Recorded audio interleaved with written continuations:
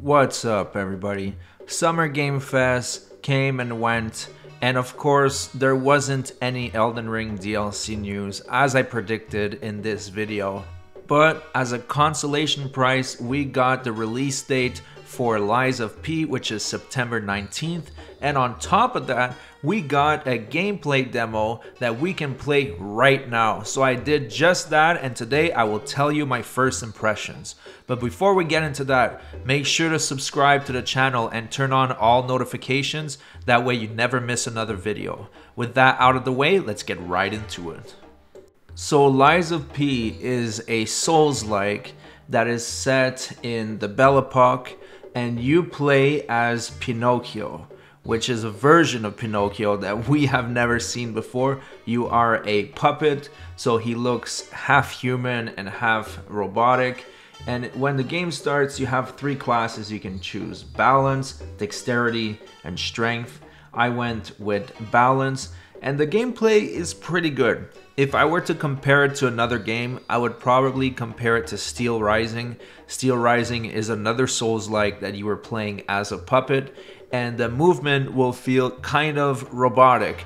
But in this game, it's a little bit less robotic than in Steel Rising, which is good because honestly, I beat Steel Rising, but it didn't have much replayability, and it wasn't that great of a Souls-like. It didn't leave a lasting impression. So here the combat is slow and methodical, which is what we expect from a Souls-like. You have to time your attack and calculate the enemy movements. You can block, and you also have your left arm, which is made out of steel, and you can do special attacks with that. I'm sure you can change it further on in the game. So there's a lot of elements here that are interesting. First of all, there's weapon durability. You have a grinder that is attached to your left arm, and your responsibility is to repair your weapon as it breaks down. You don't want to let the durability go to zero, because then it will be unusable and you'll have to possibly repair it somewhere else. So there are some few interesting mechanics here. In terms of just user experience, I think that they thought of something very clever, which is having two tool belts. So you have the up pad that will have a set of 3 items you can put there, and the down pad will have another set of 3 items. And that makes it really convenient if you're looking for a specific item. For example, in Elden Ring, if you have 10 items equipped in your tool belt, you might have to go left or right up to 5 times, depending on what item you want to get to. So this makes it much more convenient to use what you want to use as fast as possible. So I thought that was a great addition. Now what's really interesting here is the way you heal. So you have this Estus flask, and I believe at the beginning you have 3. But what's very interesting is that when you run out, you are able to recuperate 1 Estus flask by hitting enemies over and over. And I find that interesting because if you happen to do a lot of mistakes and use all your Estus flasks, or whatever they're called in this game, as long as you don't get hit, you are able to stay in the fight. And that's a concept that I find really interesting. One thing that I really enjoyed about the Surge 2 is that you were able to generate healing for yourself. So technically, you would be able to go on and play for hours without ever touching a bonfire, just by continuously generating healings by accumulating energy. So it's a similar concept in this game. Now the first real tough enemy we will be fighting in the demo is this guy. He looks like a puppet police officer with a baton. And this fight is pretty interesting because you really have to time your evades and your attacks. I found that it was possible to charge a heavy attack right after he was done his combo. And one thing that I really like about this game is that they went with a quick step. So it's not like Dark Souls 3 where every time you press circle, you do a roll and you can spam rolls. It's more of a Bloodborne quick step type, which I really enjoy. I always find that quick steps make for better Souls-likes. And of course, this wouldn't be a Souls-like without the death mechanic. So as you can see here, if you die, you will have to go and get back your souls, which is to be expected from this genre. And I don't think there are any special elements to that at the moment. Obviously, I just played the demo, so I don't know for a fact.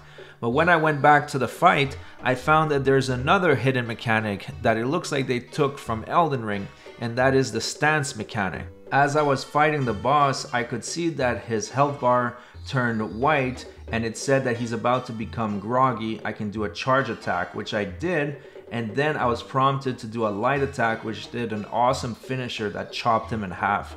Honestly, that was a really cool moment and unexpected. So I do like that they brought a stance mechanic in the game. I feel that it adds for a lot of depth, and especially that it's a crazy combo finisher.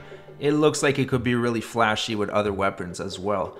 Now, when it comes to the stats, it looks like it's pretty traditional. You have vitality, which is your health, vigor, which is your stamina, capacity is your energy, motivity is your strength, technique is the dexterity, and advance, I'm not too sure at the moment. I don't want to blow smoke up your ass, so I don't know. But it looks pretty straightforward from what you would expect from a Souls-like. The first real boss is called the Parade Master, and he reminds me of the bosses in Steel Rising, just big mechanical monstrosities. This guy kind of looks like a clown with a cage on his back. And I found he was a pretty decent boss fight. A good first boss, not too difficult, but still fun to engage with. Now, one of the mechanics of Lies of P is the blue bar, the energy. So as you are hitting the enemies, you will be gaining energy, and that energy can be used for special attacks. The L1 triangle gives you a buff that applies to your sword and only consumes 1 bar, as to the triangle by itself is a 3-hit combo that is much more devastating.